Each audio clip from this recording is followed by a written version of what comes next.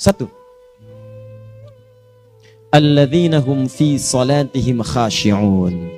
Syarat pertama, kalau ingin mendapatkan surga Firdaus tadi dan kebahagiaannya diturunkan ke bumi, dibawa sampai mati, masuk ke alam kubur lebih bahagia lagi, maka amalan pertama untuk melatih menguatkan iman itu, coba berlatih untuk menunaikan sholat dengan khusyuk. Kalau Anda kerjakan benar sholat ini, maka apa yang Anda dapatkan? Teman-teman ingat betul, saya mau tanya sebentar. Keabadian yang abadi disebut dengan sa'id. Kalau kita ingin turunkan ke dunia percikannya kita dapatkan, usahanya disebut dengan apa? Masih ingat? Aflah itu kalau didapatkan, kata dasarnya apa tadi? Falahun. Lihat baik-baik. Kata Allah dalam Al-Quran tadi, kalau ingin mendapatkan falahun, amalan pertama sholat. Makanya ketika dipanggil sholat, kalimat falah dilekatkan pada panggilan sholat. 5 kali diingatkan. Begitu muadzin kemudian azan memanggil Anda, hayya 'alas shalah. Anda bertanya, ya Allah kenapa kami mesti sholat? Dijawab, hayya 'alal falah. Yuk, pagi yuk. Yang sejati datang sini. Belum dapat sujud, belum dapat ruku, saya berikan. Makanya ketika orang sholatnya benar, dia akan mendapatkan 5 keutamaan. Saat di dunia nih, belum ke akhirat, 5 keutamaan yang tidak diberikan pada orang yang tidak sholat. Atau orang sholat tapi sholatnya nggak khusyuk. Sebab syarat mendapatkannya khusyuk. Alladzina hum fi sholatihim khasyi'un. Bukan alladzina hum fi sholatihim saja, tapi ada kalimat khasyi'un. Artinya yang tidak khusyuk saja nggak akan dapat, apalagi yang nggak sholat. Apa yang 5 ini? Lihat baik-baik. 1. Orang yang sholatnya benar, pertama kali sebelum mendapatkan kebahagiaan hakiki dari Allah Subhanahu wa Ta'ala, akan dirubah dulu perilaku hidupnya menjadi perilaku yang lebih baik. Kalau orang itu sholatnya benar, maka sholat itu akan melatih dia untuk berubah, bertransformasi jadi orang baik. Itu ada di Quran surah ke-29 ayat ke-45.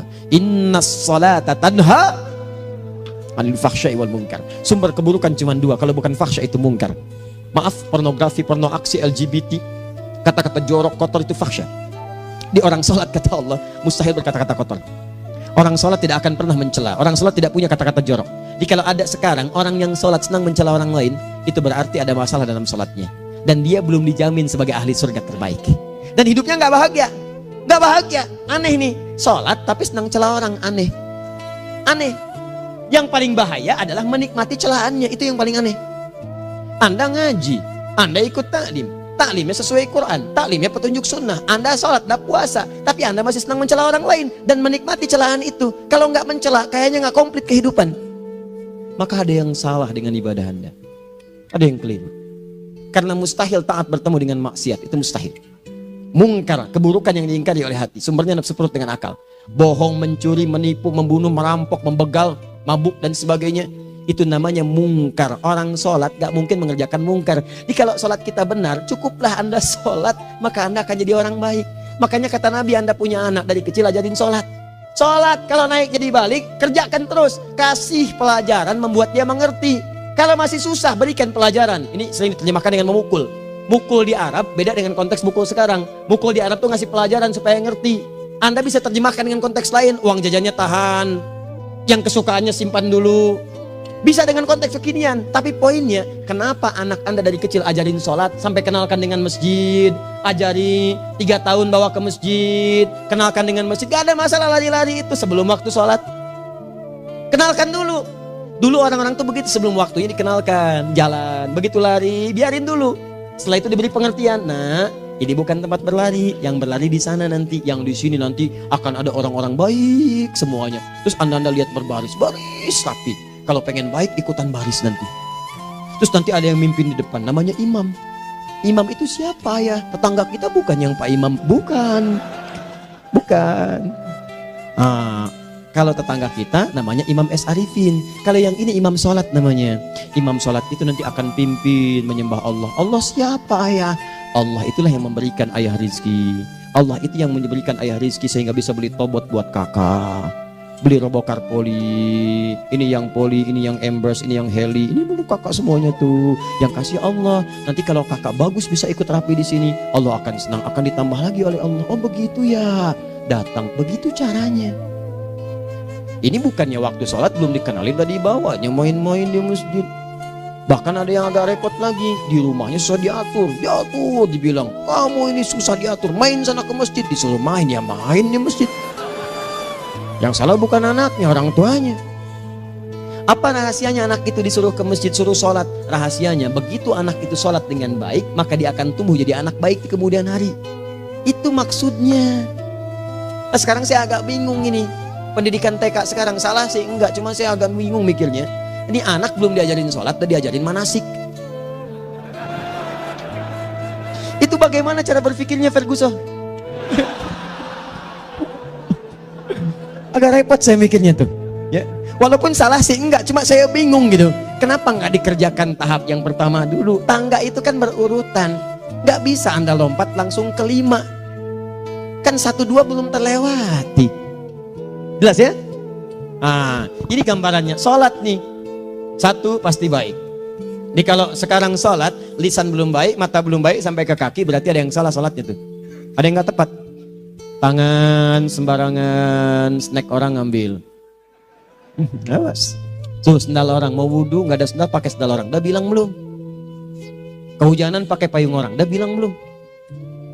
Ya kan gampang Ustaz. Ini kan juga mungkin diikhlaskan karena Allah. Ya ikhlas, cuman pakainya belum minjam. Bagaimana kalau sedang pegang payung itu keluar, Anda meninggal? Nah, coba mikirin ke situ.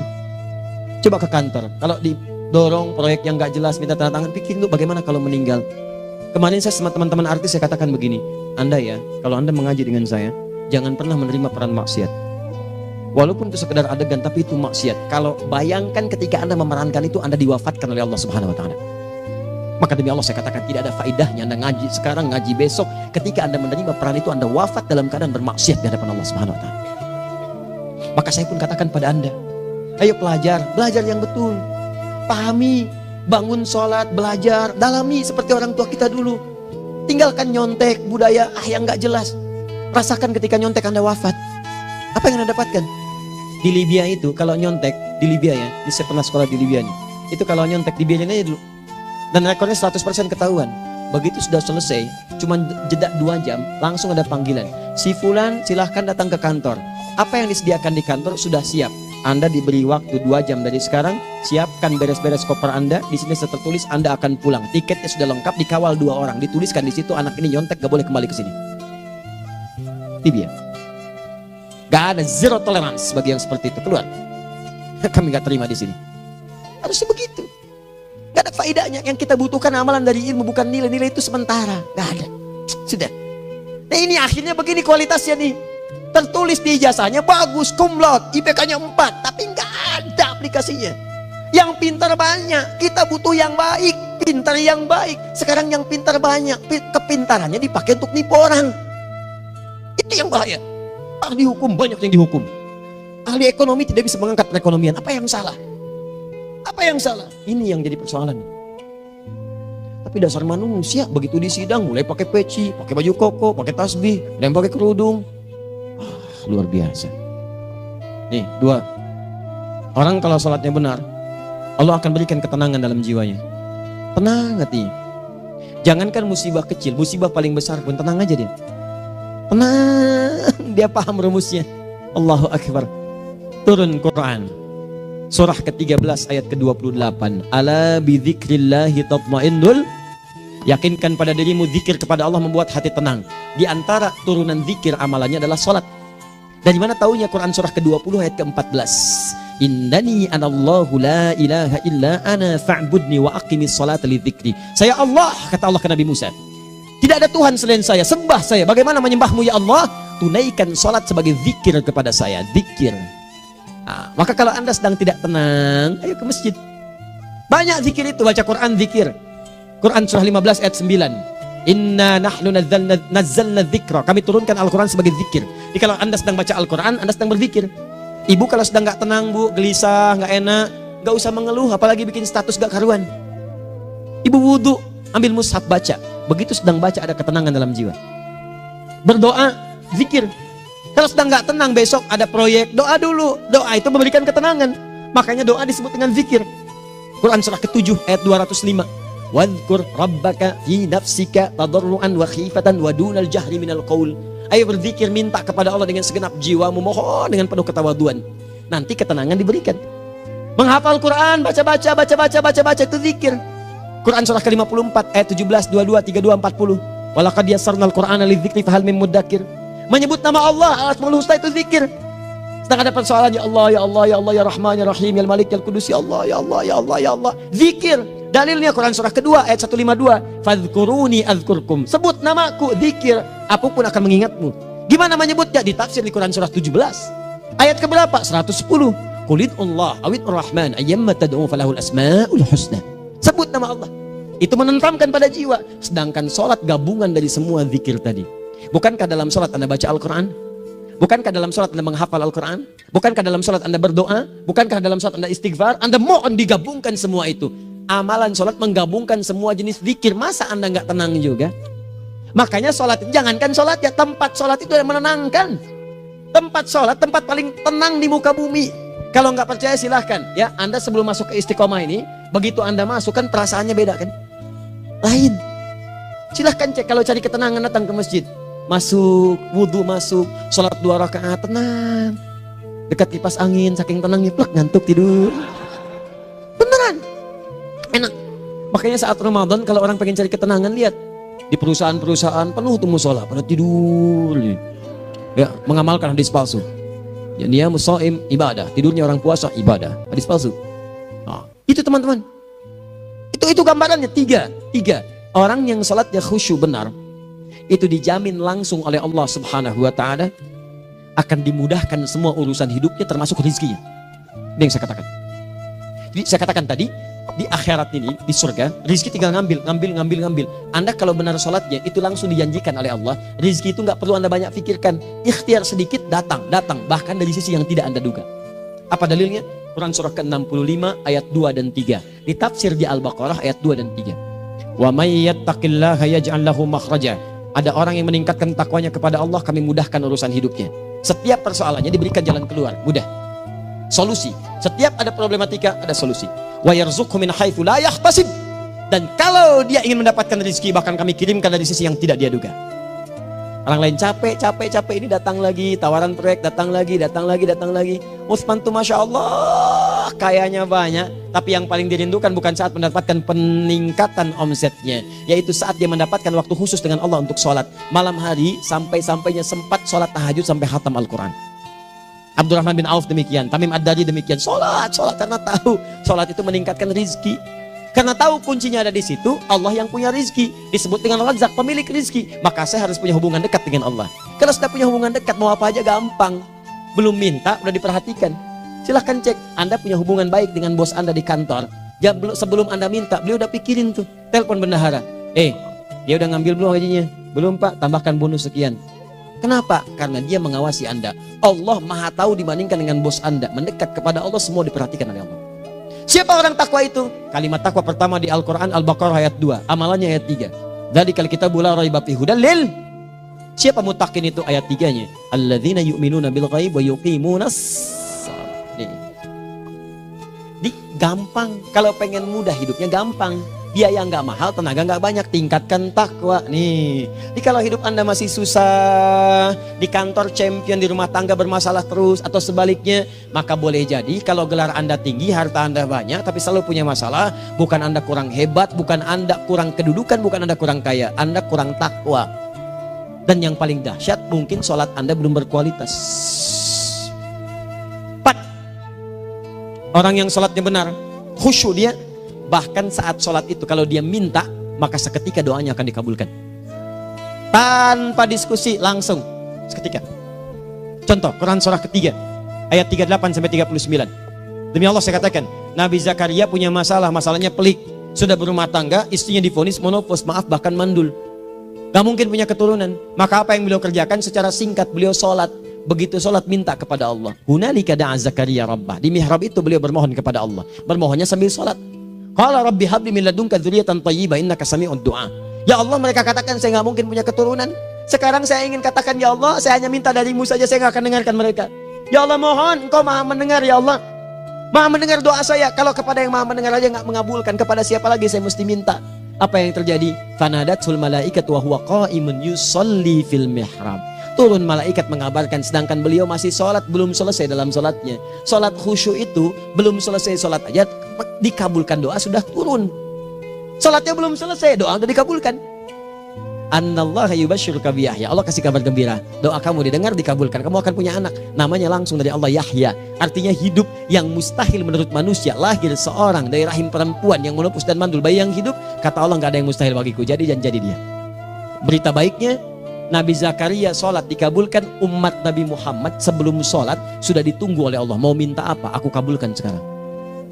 Hadisnya qudsi, saya bacakan. Hadatsana qala Rasulullah sallallahu alaihi wasallam, qala Allah azza wa jalla, qasamtu shalah baini wa baina abdi. Kata Allah, saya bagi dua ya salat antara aku dengan hambaku. Wali abdi ma sa'ala. Kalau hambaku benar salatnya, aku berikan apapun yang dia minta sekarang. Idza qala al-abdu alhamdulillahi rabbil alamin. Bagian pertama, kalau hamba benar nih baca Al-Fatihahnya dari alhamdulillahi rabbil alamin, kalau Allah azza wa jalla dijawab oleh Allah, hamadani abdi, hambaku sedang memujiku. Wa idza qala ar-rahmanir rahim, jika hambaku berkata ar-rahmanir rahim, kalau Allah azza wa jalla asna alayya abdi, hambaku sedang menyanjungku. Wa idza qala maliki yaumiddin, kalau Allah azza wa jalla majjadani abdi, kalau hambaku mengatakan maliki yaumiddin, kata Allah hambaku sedang mengagungkanku. Perhatikan sekarang. Wa idza qala al-'abdu iyyaka na'budu wa iyyaka nasta'in, jika hambaku berkata sekarang, ya Allah, kami sekarang ibadah, sholat menyembahmu, dan kami sekarang sedang punya masalah, kami hanya minta tolong kepadamu ya Rabb. Apa jawabannya? Beda dengan sebelumnya. Kata Allah, hadza baini wa baina abdi, inilah perjanjian antara aku dengan hambaku. Wali abdi, kalau hambaku benar khusyuk sholatnya sampai detik ini, baru sampai Al-Fatihah itu pun belum tuntas. Baru sampai Al-Fatihah itu pun belum tuntas. Kalau benar bacaannya betul, sholatnya dari takbir sampai dengan selesainya, sampai ayat itu, iyyaka na'budu wa iyyaka nasta'in, kata Allah, masalah apapun yang dia minta sekarang, aku akan kabulkan. Besok saya kasih rahasia yang di KBP. Ada awal pembuka di awal sebelum Al-Fatihah yang kalau Anda benar bacanya, itu pengantar kepada pengabulan doa di Al-Fatihah. Apa itu? Besok. 5. Yang kelima ini yang paling diharapkan, dan ini penutup dalam kajian kita malam ini. Teman-teman sekalian, perhatikan baik-baik. Jika Anda benar mengerjakannya, maka Allah akan jamin langsung Anda akan mendapatkan kesuksesan dan kebahagiaan di semua aktivitas Anda. Kalau jadi suami, suami yang sukses, rumah tangga yang bahagia. Kalau jadi pegawai, pegawai yang sukses, dan di kantor bahagia. Masih ingat? Kesuksesan yang menghadirkan kebahagiaan, konteksnya dunia disebut dengan falah, dipegang disebut dengan aflah. Dikembalikan lagi ke atas, ke surah ke-23 ayat 1 dan 2. Qad aflahal mu'minun. Apa amalannya? Alladzina hum fi salatihim khashi'un. Persoalannya, kalau Anda sholat belum mendapatkan satu di antara 5 ini, apa masalahnya? Pertama masalahnya, kata Al-Quran, boleh jadi yang sholat itu belum khusyuk. Apa itu khusyuk? 2 maknanya, dan saya tutup di sini. Apa yang 2 itu? 1, kebanyakan orang sholat masih membawa dunia dalam sholatnya. Makanya kalau pengen khusyuk, kata Allah, maka Anda rasakan akan bertemu Allah. Rumusnya Quran surah kedua ayat 45 sampai 46. Rasakan secara singkat, mungkin itu sholat terakhir yang Anda akan kerjakan dalam kehidupan. Mungkin di sholat itu Anda wafat. Kata Allah, alladzina yadhunnuna annahum mulaqu rabbihim. Orang khusyuk itu sudah kelihatan dari sebelum sholat, dia sudah merasa persiapan menghadap Allah. Persiapan ke manusia aja, dia sudah siap-siap, mandi dulu, ganti pakaian, pakai parfum, macam-macam dan sebagainya, hanya memenuhi undangan manusia. Allah mengundang Anda 5 kali dalam sehari. Ya maaf, mengabulkan doa Anda, mencukupkan kebutuhan, menyembuhkan kalau sakit, disiapkan Anda. Harusnya apa? Penampilan sempurna. Kata Quran, orang khusyuk itu kelihatan sebelum sholat, pakaiannya kelihatan. Quran surah 7 ayat 31, ya bani Adam khudhu zinatakum inda kulli masjid. Hai anak cucu Adam, kalau tiba panggilan dari masjid, kenakan pakaian terbaikmu. Di anak cucu Adam tuh kelihatan. Kalau orang khusyuk, begitu adzan kelihatan pakaiannya lain. Pakaiannya indah. Khudhu zinatakum, kenakan pakaian terbaikmu. Dipakai, bertemu Allah. Bertemu manusia aja pakaian bagus-bagus. Ini aneh ya, ada orang salah ibadah aja. Orang salah ibadah pakaiannya bagus-bagus. Lihat di hari-hari tertentu, besok tuh orang mau ke tempat masing-masing tuh. Ada yang pakai jas, pakai dasi, pakai batik, pakai kebaya. Anaknya dibawa, dikuncir 2, bawa manisan macam-macam. Mau salah ibadah aja, tampilan bagus. Masa antum yang benar ibadahnya nggak bagus? Bedakan. Pakaian futsal, pakaian sholat ganti dengan yang sholat. Ini gimana pakaian sholat pakai pakaian futsal? Depannya gambar Messi, belakang Ronaldo. Repot. Malaikatnya juga bilang, kamu salah baju, harusnya Luka Modric.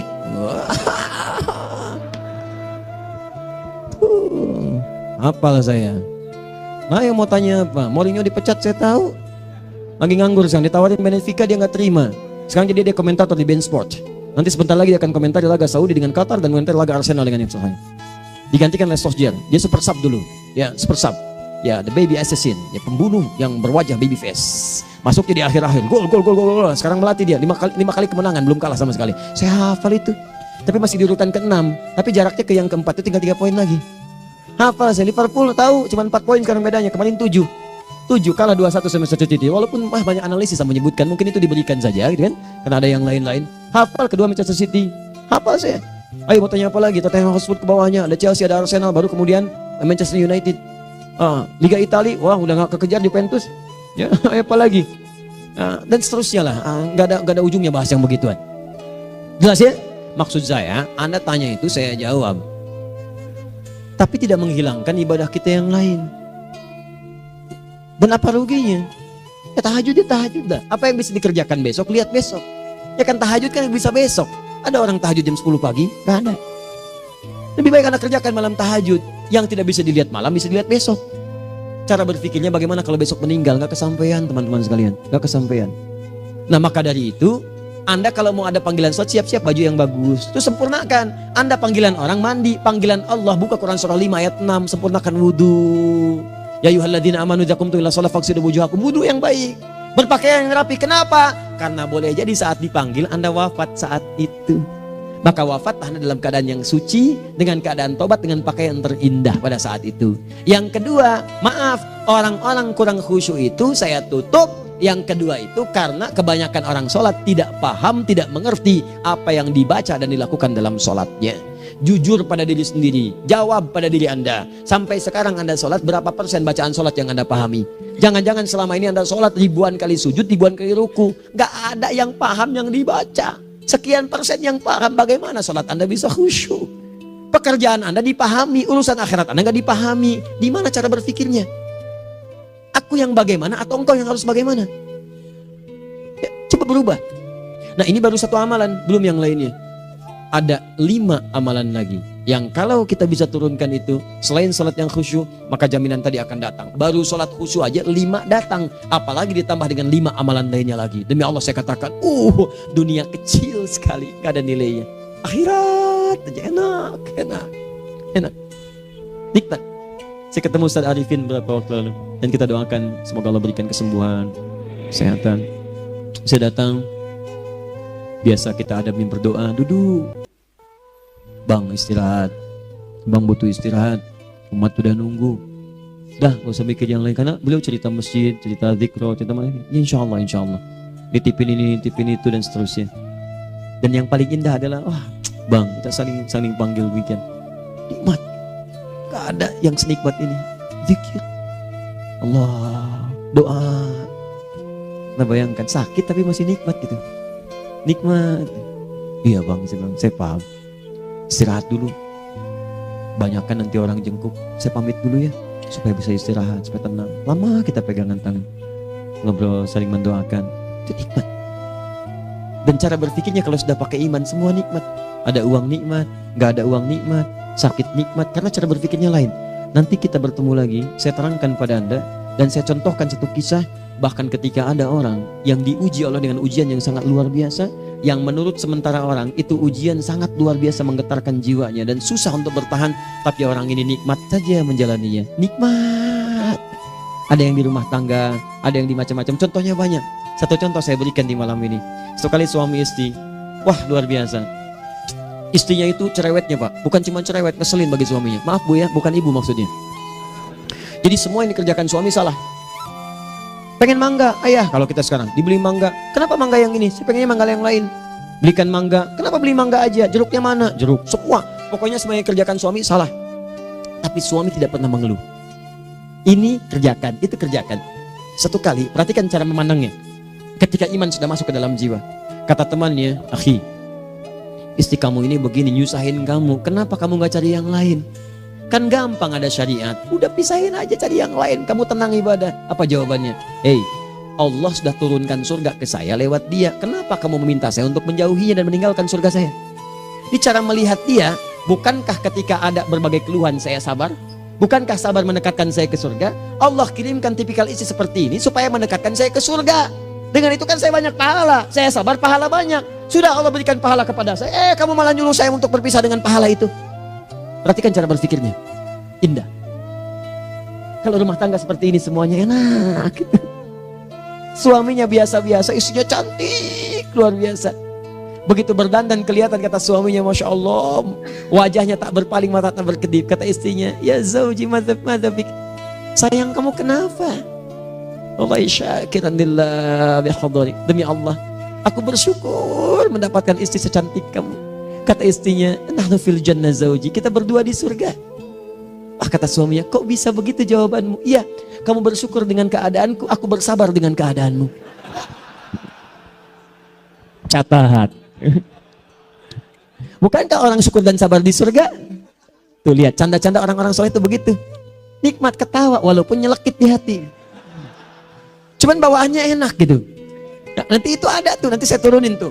Yang di rumah tangga, yang ini, yang itu nanti. Kapan? Pertemuan berikutnya. Ya, jadi kita cukupkan dulu di malam ini apa yang kita pelajari supaya nanti nggak terlampau banyak kita dapat materi. Cuma sayang sedikit mengamalkan. Saya sudah tuangkan di sini. Banyak saya tuliskan termasuk di keluarga, di macam-macam. Ini saya tulis tapi silahkan Anda baca. Kalau ada manfaat silahkan dapatkan.